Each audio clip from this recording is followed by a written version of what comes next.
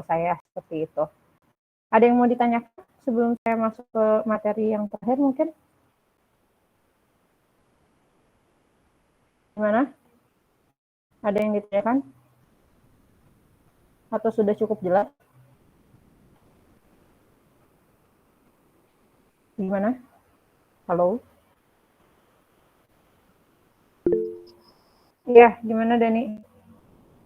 Ibu izin bertanya, sebelumnya untuk anggota kelompoknya boleh gabung antara kelas A dan B atau harus sesuai kelas, Bu? Sesuai kelas saja kalau untuk kelompoknya, supaya saya mudah untuk input nilainya juga, meminimasi saya error juga kalau beda-beda kelas kan agak bingung ya pada saat inputnya. Itu mungkin. Ada lagi?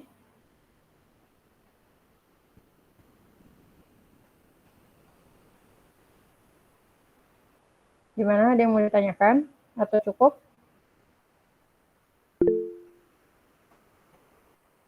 Ya, silakan. Didi. Izin bertanya Bu, untuk mengirimkan paper nanti itu bisa lebih dari satu nggak Bu? Tapi mungkin dengan judul yang berbeda atau dengan judul yang sama mungkin dengan pembahasan yang berbeda gitu Bu? Bentar-bentar, maksudnya papernya lebih dari satu, kalian jadi kayak nyari dulu 5 terus baru kirim ke saya gitu ya? Mana yang di ACC seperti itu? Iya Bu, takutnya nanti mungkin kan nanti kan mungkin di spreadsheet itu kan ada listnya nanti kami ada opsi lebih gitu Bu selain opsi yang udah kami kirimkan. Iya, tapi di satu sisi juga jadinya ke sayanya waktu pemeriksaan untuk persatuan emailnya saya jadi lama juga ya, seperti itu. Mungkin baiknya satu dulu, nanti kalau memang sudah, saya akan sort berdasarkan orang yang duluan masukin email ke saya gitu kan ya, akan periksanya gitu. Jadi nanti saya akan update di Google Sheet-nya juga gitu, seperti itu. Oke Bu, kalau begitu terima kasih Bu. Oke.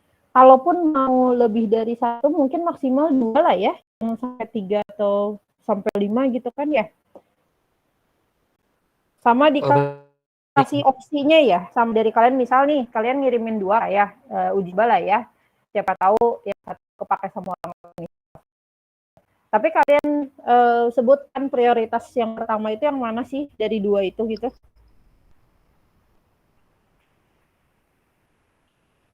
Gitu. Mungkin boleh Bu seperti itu Bu.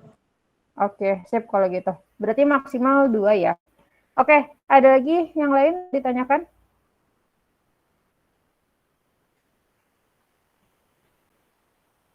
Dari saya cukup, Bu. Cukup ya. Oke, dari yang lain cukup? Dari saya juga cukup Bu. Oke, sip kalau gitu. Ya, kita masuk ke pertemuan terakhir sebenarnya untuk materi ya. Jadi nanti untuk papernya juga kalian silahkan pilih dari materi-materi yang memang sudah saya coba jelaskan seperti itu. Kiranya mana yang menurut kalian menarik dan juga mau kalian cari tahu lebih dalam gitu kan, seperti itu ya. Sehingga kalian coba cari penelitian-penelitian yang sudah melakukan itu tuh apa aja sih gitu kan, siapa aja sih, seperti itu. Oke, di pertemuan hari ini kita akan bahas terkait dengan interface ya antara penggunaan sistem mesin yang dilakukan oleh manusia ya. Sebetulnya kalau kita bahas human computer interaction ini juga mirip ya, kalau kita pernah belajar di ergonomi, saya rasa ini juga pernah dibahas atau kalian bahkan sempat belajar terkait dengan visual display, user interface dari tampilan mesin dan lain-lain. Ini juga ada kaitannya. Tapi yang mau kita bahas adalah bagaimana sebetulnya manusia ini mengolah informasinya kan kalau di ergonomi kognitif. Oke, nah, apa saja jenis interaksi manusia dengan sistem mesin yang ada? Sistem mesin ini bisa jadi gadget, mesin real, atau komputer, ataupun lainnya ya. Nah, biasanya ini ada yang sifatnya text based ya, artinya informasinya dalam bentuk tulisan. Ini paling banyak sebetulnya digunakan. Kemudian juga speech based. Jadi sekarang juga banyak teknologi-teknologi yang memungkinkan kita untuk memberikan perintah itu bukan dalam bentuk sentuhan, bukan dalam bentuk inputan codingan, tapi kita bisa jadi melakukan perintah berupa suara gitu kan ya. Kemudian ataupun yang sifatnya multimedia communication. Jadi opsinya dari satu sistem mesin ini dia bisa berbagai macam jenis interaksi gitu kan ya yang dilakukan oleh sistem mesin itu dengan manusianya. Oke. Kalau dilihat dari jenis yang tadi text based ya, mungkin yang paling sangat umum ya pada awalnya juga sebelum ada sistem mesin kan perintah-perintah, SOP gitu kan dan lain-lain biasanya ditinggalkan dalam bentuk tulisan. Kalau kita mau kasih info ke orang lain dulu mungkin zaman dikasih notes kecil diberikan catatan gitu kan. Kalau sekarang mungkin kalau dulu juga misalnya kirim surat secara manual itu kan sebetulnya ngasih informasi. Tapi kalau di sistem mesin sekarang semuanya misalnya berbentuk tulisan berupa digital ya seperti itu. Nah, selain juga sifatnya tulisan berupa verbal atau kata-kata yang dituliskan dalam bentuk huruf ataupun visualisasi angka ya, text based juga ini bisa juga bentuknya interaksinya dalam bentuk pictorial. Jadi di sistem mesin yang eranya semakin maju saat ini, dulu mungkin icon-iconnya ada menyerupai gambar tapi sederhana hanya 2 dimensi, kemudian warnanya cukup hitam putih. Kemudian kalau sudah mulai 3D, makin nyata, kemudian lagi warnanya sangat beragam. Kalau bicara gradasi warna pun, kodean gradasinya itu makin detail lagi gitu ya. Kalau kita bicara satu warna aja misalnya biru itu juga ada banyak jenisnya gitu kan ya, untuk membantu orang lebih mengenali, lebih memaknai arti dari sistem mesin yang ada. Jadi kalau berbicara text based itu ada yang tipenya verbal ataupun yang pictorial ya seperti itu. Kemudian kalau berbicara speech based ya, ini yang mungkin sekarang banyak sudah kita gunakan juga ya. Jadi sifatnya ada yang verbal, ada yang non verbal. Jadi memang sifatnya kita harus mengeluarkan suara dan membicarakan ataupun memberikan perintah gitu kan ya, atau juga yang sifatnya voice recognition ya, kita kasih suara terus nanti sistem yang mencari maknanya, atau memang kita kasih suara perintah nanti sistem mesin melaksanakan perintah yang kita berikan gitu kan seperti. Atau lagi kalau berbicara tadi bentar.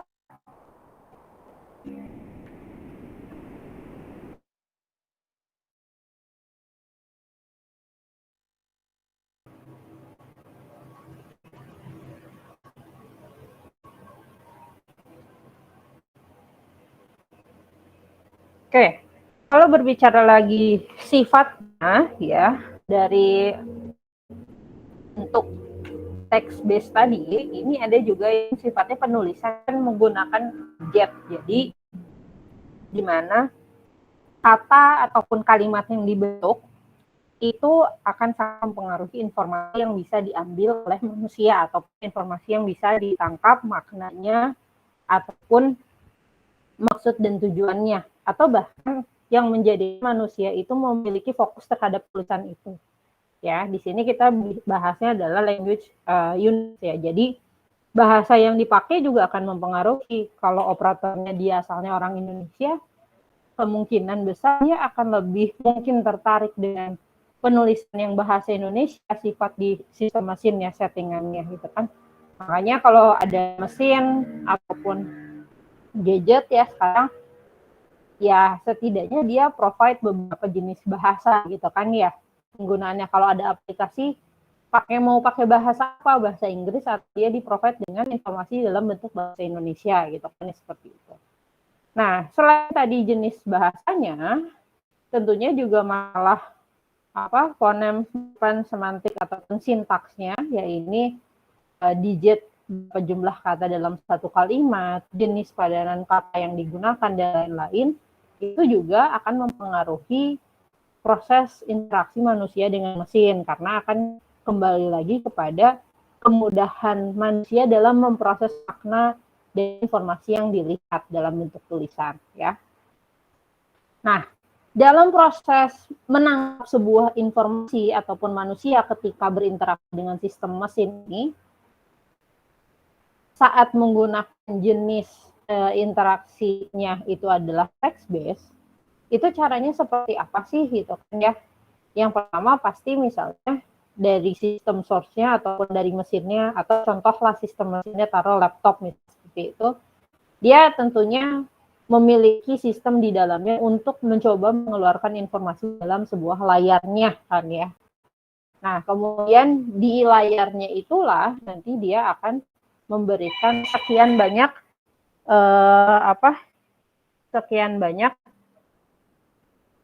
informasi ya, ataupun hal-hal penting untuk kita terima. Nah, di situ kita sebagai manusia pasti melihat ada informasinya dalam bentuk tulisan, atau tadi misalnya text box itu bisa juga gambar ya, atau lagi layar itu juga ada tulisan yang beda warna, ada tulisan yang bentuknya ada yang berbeda-beda gambarnya, fontnya dan lain-lain. Nah, hal-hal seperti itu bisa membantu manusia itu mudah untuk menangkap sebuah atensi ya. Kan kalau atensi mana yang memang menurut dia tuh menarik sih pertama kali dilihat. Dan ternotis, oh itu hal yang penting yang harus saya perhatikan. Oh tulisan itu maknanya ini yang penting. Kalau misalnya ada perbedaan warna, oh yang diwarnain bold itu atau warnanya beda atau di highlight, itu hal yang penting harus saya notice pertama kali, misalkan seperti itu. Nah, ketika dia menangkap dulu dari sekian area layar itu mana menurut dia menangkap atensinya atau perhatian dia ke situ, dia akan menggunakan memorinya untuk memaknai ataupun mengartikan apa sih maknanya dari kata yang tulis yang ada di layar. Apa sih maknanya kalau misalnya seperti itu. Apa maknanya kalau misalnya ada warna yang berbeda ya. Itu bagian dari comprehension ya. Jadi proses memahami sambil mengingat gitu kan ya. Kemudian dilakukan di situ ada proses attitude ataupun belief ya. Jadi setelah kita mengingat kembali ya, ingatan kita juga bisa jadi kan tidak hanya mengingat satu hal ya. Akhirnya kita memilih, oh kita memaknai sesuatu hal yang kita lihat itu artinya adalah apa ya di situ. Barulah kita termotivasi untuk oh kita ya sepertinya harus melakukan hal seperti apa nantinya nextnya ya. Dan itu akan berdampak pada behaviornya atau perilaku dari manusianya terhadap sistem mesin yang ada gitu ya. Apakah dia akan melanjutkan penggunaan si sistem mesinnya, atau dia akan menginputkan sesuatu hal, atau dia akan melakukan aktivitas lain, itu tergantung bagaimana dia menerima informasi yang ada dari si sistem mesinnya itu ya. Oke, kemudian lagi berbicara text based ataupun multimedia ya. Ini erat juga kaitannya dengan karena berhubungan sesuatu hal yang visual ya, dia akan berhubungan dengan visibility ya. Kemudian juga misalnya legibility, jadi berhubungan dengan kontras, size ya, karena sesuatu hal dilihat oleh mata kita, pasti warna ukuran itu akan jadi penting. Kemudian lagi juga tadi penggunaan warnanya ya, mana yang memang bisa jadi malah terlihat jelas atau tidak terlihat jelas ya. Atau lagi misalnya kalau kita memberikan informasi di sebuah sistem mesin, itu juga teksnya harus simpel ya. Bayangkan misal kalau kalian menggunakan laptop kan sebetulnya bentuknya hardware-nya, tapi dia nggak berjalan kalau nggak ada software yang memang membantu kita untuk bekerja. Misalnya di software yang ada di laptop kita, dia lokasi warning, nggak mungkin tulisannya satu paragraf gitu kan ya. Dia mungkin length-nya hanya sekian kata gitu. Nggak akan sampai 50 kata untuk menjelaskan ini tuh errornya seperti ini, kalian gini, enggak kan. Dia akan kasih jenis warningnya apa dulu. Setelah itu, kalaupun kalian mau reach out lagi, itu apa sih errornya dan lain-lain, mungkin kalian bisa cari fitur help ataupun cari keterangan lainnya, tapi di laman lain, bukan pada saat si sistem mesin ini, ataupun ya mau mesin apapun lah ya, dia memberikan warning itu, bukan saat di warning itu dia kasih penjelasan yang sangat panjang, ya tidak seperti itu gitu cara kerjanya ya. Oke, kemudian lagi kalau berbicara tentang desain prinsipalnya ya ketika kita harus membuat sebuah desain dari sistem mesin yang ada ya dengan menganut tadi the text based dalam proses interaksinya. Nah, ini ada beberapa hal yang harus kita perhatikan. Misalnya dari zip clause ya, di mana kita menggunakan kata-kata yang cukup singkat ataupun kata-kata juga yang mudah dipahami oleh halayak ya, yang sekiranya memang biasa digunakan gitu seperti itu. Kemudian lagi kalaupun mau pakai kode-kode tertentu ya, dicek kembali kodenya itu berapa banyak yang bisa kita tampilkan. Jadi manusia ini kembali punya keterbatasan kalau ngomongin memori juga ya, masalah chunking ataupun masalah kita mengenal mengingat digit angka, itu kan kita punya keterbatasan juga. Urusan berapa banyak digit yang bisa kita tampilkan dalam satu informasi kan ya seperti itu. Kemudian lagi juga berhubungan dengan tadi top down processing principle ya, ini ngomong tentang chunking ya. Ada hal-hal yang memang common atau biasa untuk disingkat, gunakanlah singkatan itu untuk membantu proses interaksi antara sistem mesin dengan manusia. Itu akan sangat membantu ya, memudahkan juga manusia untuk cepat memahami maknanya apa gitu dari tulisan yang cukup singkat itu. Tapi ya kembali lagi singkatan itu harus yang memang sudah terbiasa dipahami oleh operator-operator yang ada ataupun manusia-manusia yang memang menggunakan sistem mesin itu ya. Oke, ini adalah contoh Shannon-Fano principle ya. Jadi beberapa hal yang memang umum untuk disingkat ya. Mungkin konteks bahasa Indonesia karena setiap bahasa beda-beda ya. Mungkin nggak semua orang juga common sama LOL atau FYI atau IMO ya. Itu kan sebetulnya kalau yang jarang pakai mungkin itu apa gitu kan, bingung ya kalau kita sebagai orang yang bahasanya adalah bahasa Indonesia gitu kan seperti itu. Tapi ini adalah contoh di konteks bahasa Inggris. Coba kalau di bahasa Indonesia apa kira-kira Shannon-Fano principle-nya? Ada yang bisa kasih contoh nggak?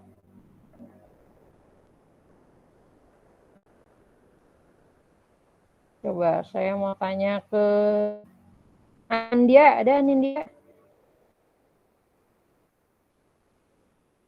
Nah, Anindya.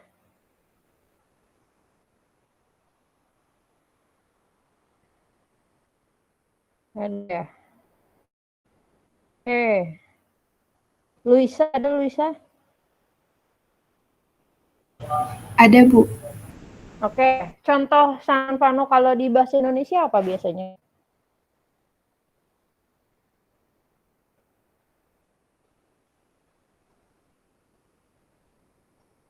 Ada nggak yang kamu tahu?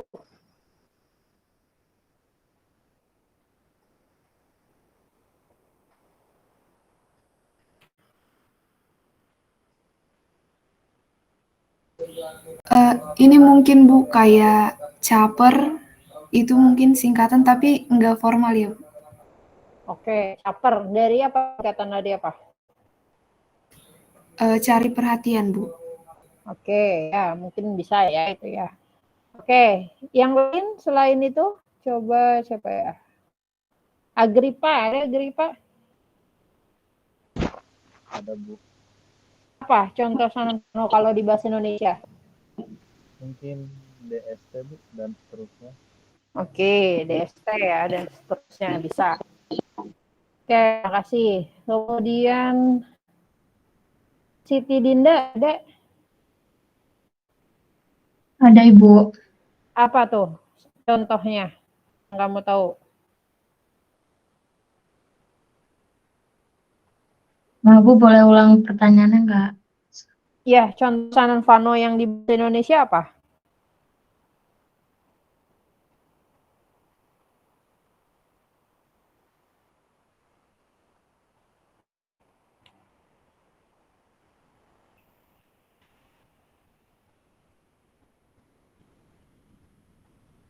Apa Siti Dinda? Sampai dengan Bu. Sampai dengan. Ditulisnya apa biasanya?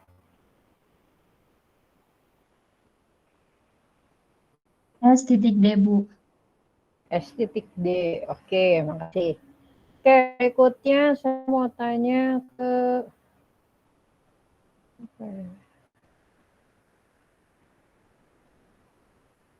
Immanuel. Ada Immanuel? Saya, Bu. Oke, apa contoh yang lain dari selain yang disebutkan oleh teman-teman kamu? Kayak DLL, Bu, dan lain-lain. DLL ya, common ya, dan lain-lain. Oke, ya, kasih. Oke, itu mungkin yang beberapa yang cukup sering, tapi ada juga tadi yang tidak formal ya, tapi sebetulnya itu bagian dari Sarkano juga ya, berusaha untuk menyingkat sebetulnya supaya orang cukup tahu dan terbiasa atas singkatan yang ada gitu ya, sehingga informasi yang disampaikan di visualisasi sistem mesinnya tidak terlalu panjang ya. Oke, kemudian ini ada yang berhubungan dengan top down processing ataupun whole effect ya. Jadi menariknya manusia itu biasanya memproses sesuatu hal itu dari atas terus ke bawah atau dari awal dan akhir gitu ya. Jadi kalaupun memang di sini ada satu paragraf yang dimana tulisannya ini cukup beberapa ada yang diputar-putar hurufnya ya, manusia ini akan cenderung bisa membacanya ya. Coba saya mau tanya ke siapa?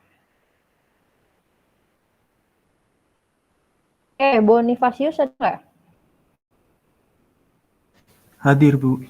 Oke, Bonifacius coba tolong bacain satu kalimat awal aja. According to a research at Cambridge University, it doesn't matter what order the letters in a word are. The only improvement thing is that the first and letter be at the right place. Oke, makasih. Nah, dari sekian banyak kata yang dia sebutkan, apakah benar semua yang dia ucapkan? Tidak, karena tadi ada beberapa error ya, entah important ataupun tadi last letter ya. Tapi setidaknya 80% dia bisa memaknai kalimat itu sebenarnya apa sih, dan dia bisa baca. Meskipun dari masing-masing kata ini, kata tengahnya amburadul lah ya urutannya. Tapi yang terpenting adalah huruf awalnya dengan huruf akhirnya itu memang tepat sesuai dengan kata yang harusnya. Ditambah orang yang bisa membaca ini adalah dia punya memori tentang pelajaran bahasa Inggris ataupun dia pernah bahasa Inggris ya. Bu Kasius belajar bahasa Inggris dari kapan? Dari SD, Bu.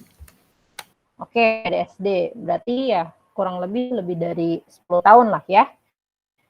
Oke, nah berarti sama dengan hal mungkin mahasiswa yang lain pun di sini saya akan pasti bisa membaca ini ya setidaknya, karena di kita kebetulan di Indonesia diwajibkan juga untuk mempelajari bahasa Inggris kan sebetulnya seperti itu.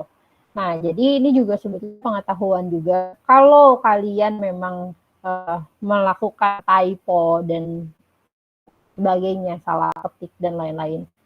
Ketika huruf awal dan huruf akhirnya memang kata sebenarnya gitu ya, sesuai gitu ya, kemungkinan itu orang masih tetap bisa membaca gitu ya. Tapi memang itu nggak nyaman untuk dibaca karena bisa jadi kita ada kemungkinan menebak-nebak kalau kita bingung, atau kita men-skip informasi itu kalau kita bingung atas satu katanya. Sama halnya kalau misalnya kita membaca sebuah informasi di satu paragraf. Biasanya adalah yang di-mention itu kan kalau ngomongin ide pokok paragraf aja seringnya adalah di awal paragraf atau di akhir paragraf ya. Jadi itulah sebetulnya secara alamiahnya pola pikir manusia dalam memproses informasi dalam bentuk tulisan itu ya, seperti ini gitu ya. Jadi ada keunikannya juga kok, terlepas dari kekurangannya manusia, misalnya kapasitas memori perlu dilatih dan lain-lain gitu kan ya, cara berpikirnya perlu dilatih. Tapi di satu sisi manusia juga dia punya tingkat keahlian yang dimana cukup uniknya adalah tadi ya, dia bisa sebetulnya menebak ataupun memahami konteks ketika proses penulisannya itu sesuai antara huruf pertama dan huruf terakhirnya ya. Kemudian lagi juga selain itu ya di sini ada tips-tipsnya sebetulnya. Kalau memang nanti informasi yang mudah pada saat manusia bekerja dengan sistem mesin atau kalian mungkin nanti punya kesempatan untuk merancang sebuah sistem mesin atau software ataupun tampilan dan lain-lain ya, apapun itu gitu, informasinya dilihat, dicek ya. Jadi tadi font aja gitu ya, jenis font juga itu akan sangat mempengaruhi ya. Jadi banyaknya misalnya yang loss of readings itu kalau misalnya di yang sans serif ya. Kemudian lagi ternyata spasi ya between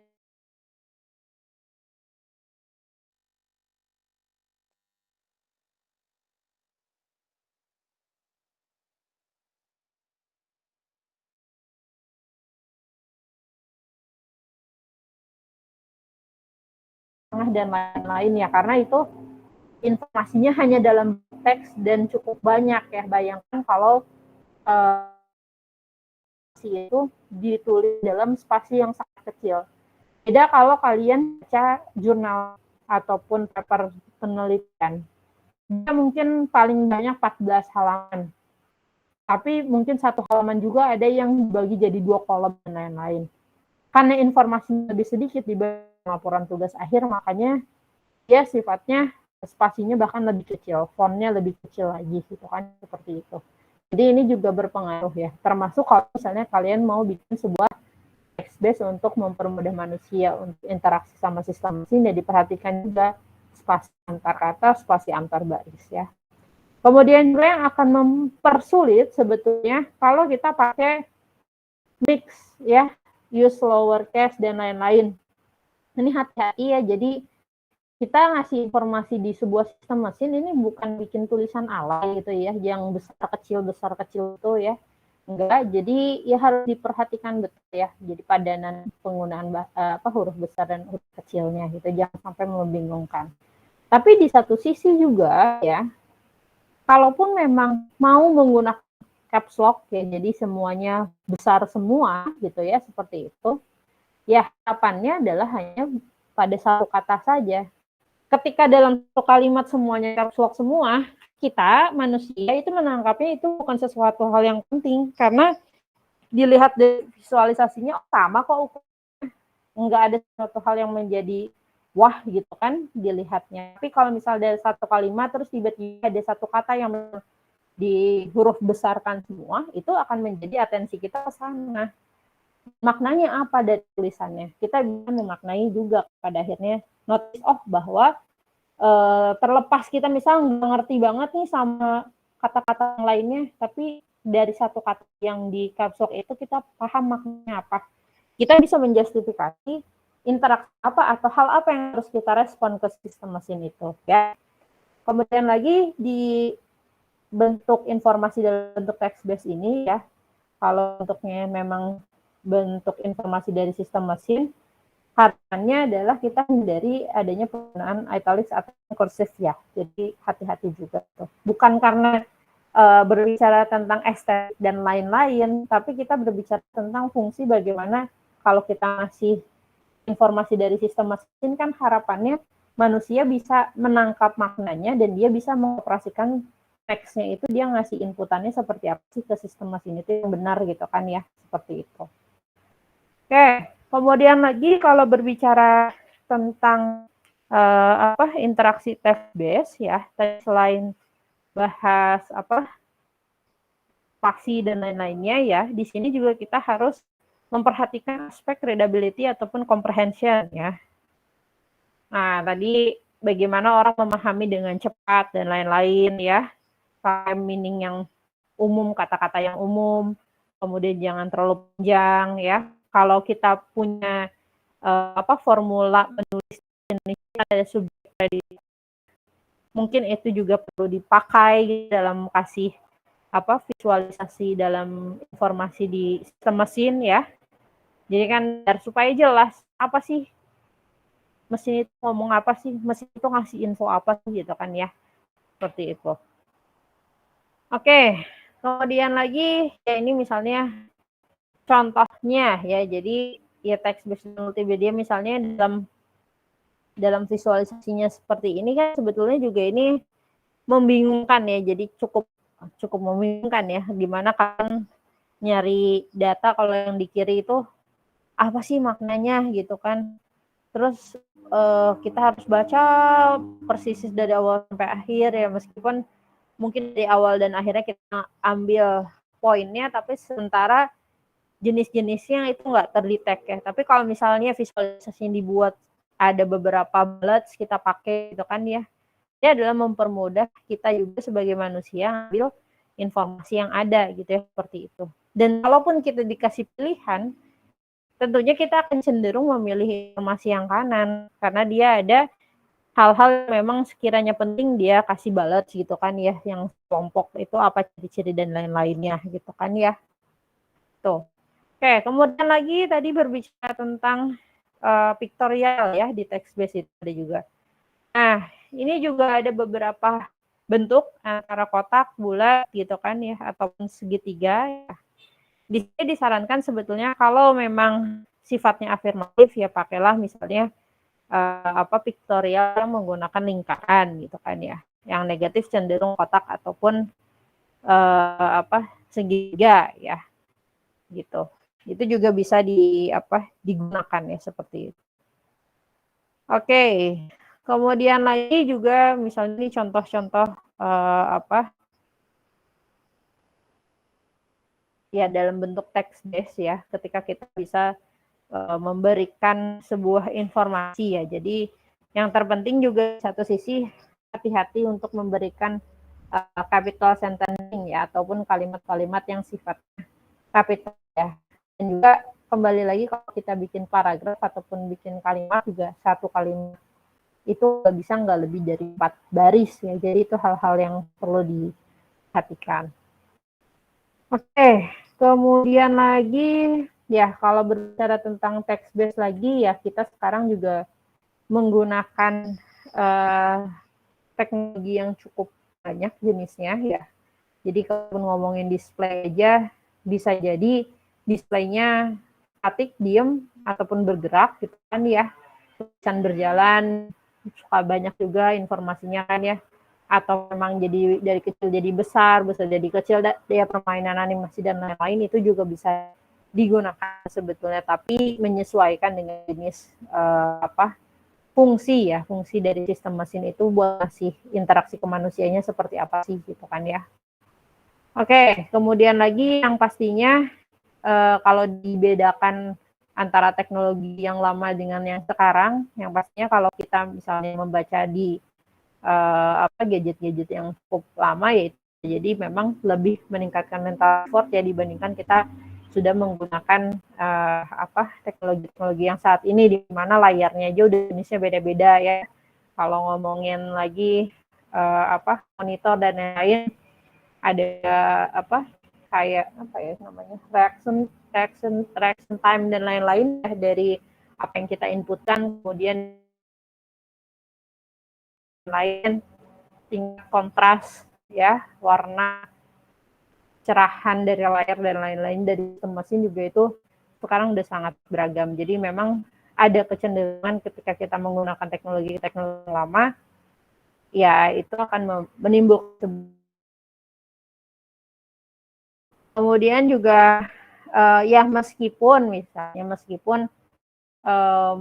ya secara teknisnya seperti itu, tapi kalaupun memang secara risetnya belum persis ada yang melakukan untuk membandingkan ya, tapi ya secara teknisnya udah pasti ya ada improvement itu ya, harapannya kan memang lebih memudahkan orang ya gitu kan ya, teknologi apapun itu.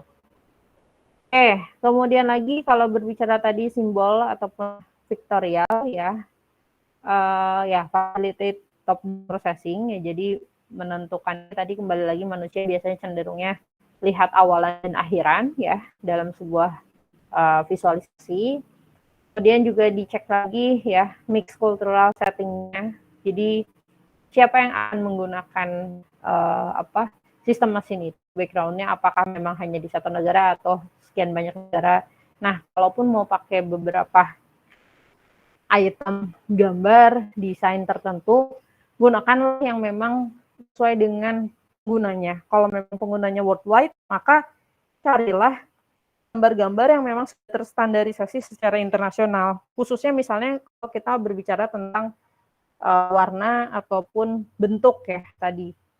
Contoh sederhananya misal kalau mau pakai pictorial terus ada flowchart ya dan lain-lain. Itu kan ada memang yang sifatnya sudah terstandarisasi. Jadi mau yang dibaca sama orang Amerika, baca sama orang Indonesia, itu maknanya kalau gambar seperti itu artinya apa gitu kan, seperti itu ya. Nah, pictorial juga bisa digunakan ya ketika memang literasi ini cukup terbatas ataupun background dari orang-orang itu tuh agak susah paham kalau pakai satu bahasa tertentu. Jadi yang stable misalnya atau yang cocok itu kita pakai sebuah gambar yang menggambarkan sebuah situasi gitu kan ya. Kayak bahasa isyaratnya diubah jadi gambar supaya lebih mudah dipahami. Itu juga bisa kita gunakan. Bentar.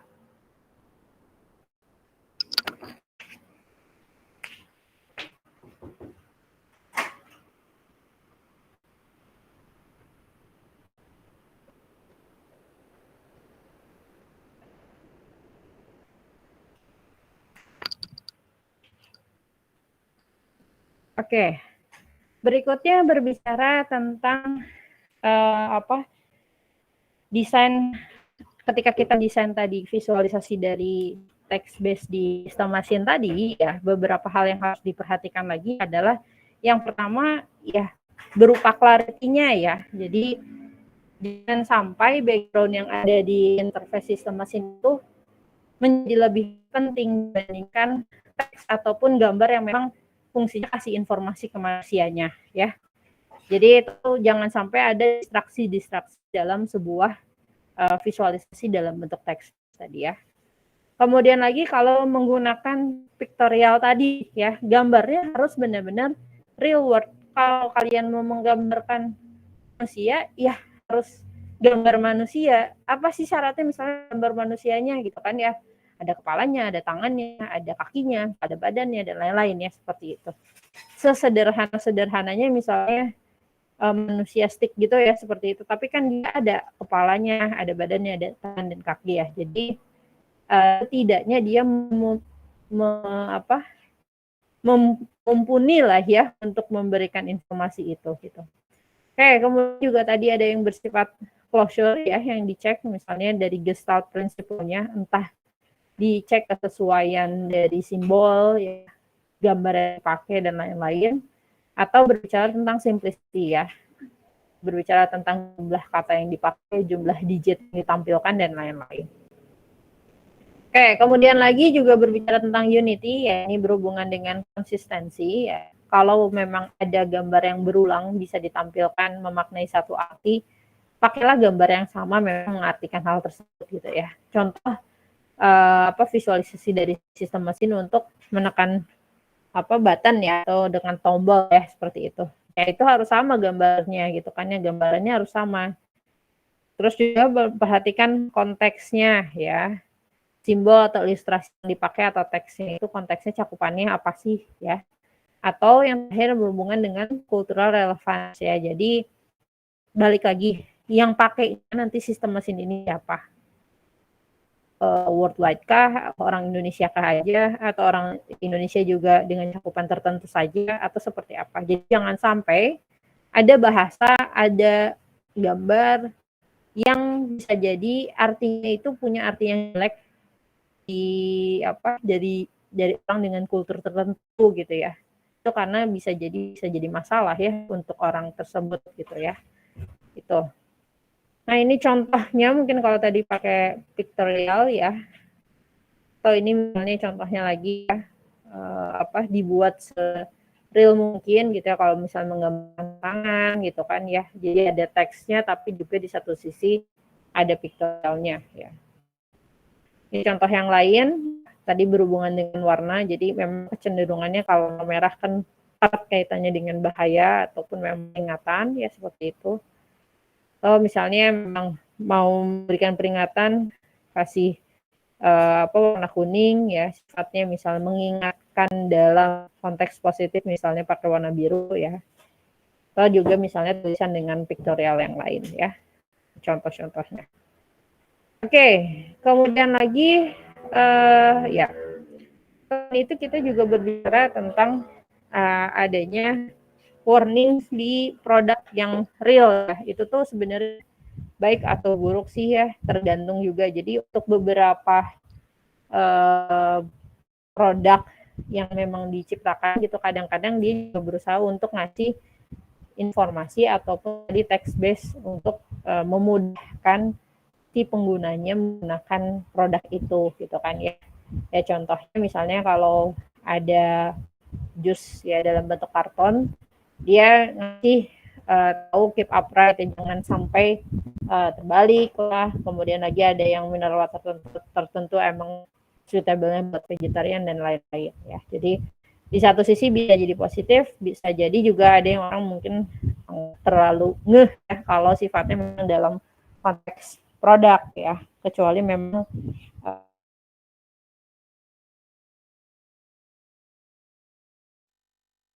ya tadi ada verbal non-verbal, ada voice recognition ataupun voice protocol ya. Contohnya yang verbal ya, dari ucapan, pronunciation, segmentation ya. Ini juga biasanya ada konteks top down processing ya. Khususnya adalah orang-orang yang bisa jadi ngomongnya terlalu cepat, terus at the end kalian nangkep kok yang pertama dia mau ngomongin itu intinya apa sih gitu kan, seperti itu. Kemudian juga non-verbal, ya ini biasanya speech based tapi dalam bentuk gerakan tubuh ya, untuk orang-orang yang bisa jadi berkebutuhan khusus ya, atau lagi memang gak bisa bahasanya, jadi mau nggak mau kita pakai bahasa isyarat, bahasa tubuh dan lain-lain. Itu adalah juga sebetulnya bagian dari speech based communication ya, jadi sifatnya adalah gestur, getaran misal seperti itu, atau visual kontak ya, dari eye to eye kita seperti itu, frekuensi dan juga variasi tertentu yang memang kayak mouse dan lain-lain dari speech based kan sebetulnya. Kemudian juga ada voice protocols ya, ini adalah bahasa-bahasa standar kalau memang digunakan di beberapa pekerjaan. Misalnya dari ada TV control ataupun kita ngomongin dari radio operation room. Jadi untuk mempersingkat cara mereka interaksi gitu ya, kadang ada kata kunci ulang oleh mereka yang paham maknanya apa. Mungkin orang awam bukan pekerjaan itu, dia belum tentu paham seperti itu. Oke, kemudian lagi juga ada voice protokol karakteristik ya, ini berhubungan dengan misalnya minta autentikasi ya, atau kita juga misalnya berhubungan dengan vocabulary tertentu ya, juga ada voice protokol tadi. Nah ini contoh ada Roger ya, over, out gitu kan ya, action, comeback, Wilco dan lain-lain. Ini digunakannya tadi untuk beberapa jenis pekerjaan ya, memudah dalam ya mirip-mirip seperti Sanon Panon tadi ya, cuman kalau Sanon tadi kan ngomonginnya singkatan, tapi kalau ini memang protokol tertentu yang punya meaning tertentu gitu ya. Oke, kemudian ada juga ketika berbicara tentang speech based communication, tadi pengaplikasiannya sebetulnya bisa pakai semantic mapping ya, map to share meaning, misalnya ya satu konteksnya pasti hierarki ataupun alur. Kalau misalnya ada kejadian seperti apa, maka responnya harus apa, lalu apa gitu, misalnya seperti itu. Atau juga berbicara tentang intelligibility ya, ini hati-hati juga berhubungan dengan speech discrimination atau comprehension ya. Jadi kalaupun memang punya keterbatasan tadi berbicara atau membaca ataupun mengutarakan speech ya, makanya mau tidak mau ada juga yang sifatnya kita pakai yang non speech tadi ya, jadi pakai gerakan tubuh gitu ya. Ini yang pasti pakai speech based juga simplicity, jadi bukan hanya tentang cukup singkat, tapi di satu sisi juga ketika memberikan informasi dalam bentuk suara gitu kan ya, dalam bentuk speech ya singkat padat juga gitu ya, menggunakan kata kalau dipahami, kemudian kombinasinya tidak terlalu ribet atau tidak terlalu banyak jumlah katanya. Oke, kemudian juga harus brevity ya, short paraphrase ataupun sentensesnya, kalimatnya tidak terlalu panjang, dan juga konsisten. Tadi kalau apalagi khususnya pekerjaan yang butuh kata-kata protokol tadi ya, jadi harus sama. Jadi mau siapapun yang pakai, dia memaknai sama. Oke, mungkin itu aja untuk materi hari ini. Ada yang mau ditanyakan? Gimana? Ada yang mau ditanyakan? Cukup?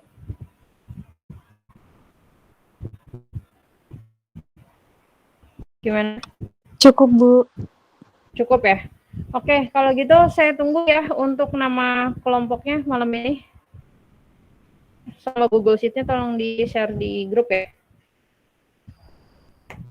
Oke, itu aja mungkin dari saya. Saya akhiri. Wassalamualaikum warahmatullahi wabarakatuh. Selamat malam semuanya. Waalaikumsalam warahmatullahi wabarakatuh. Terima kasih.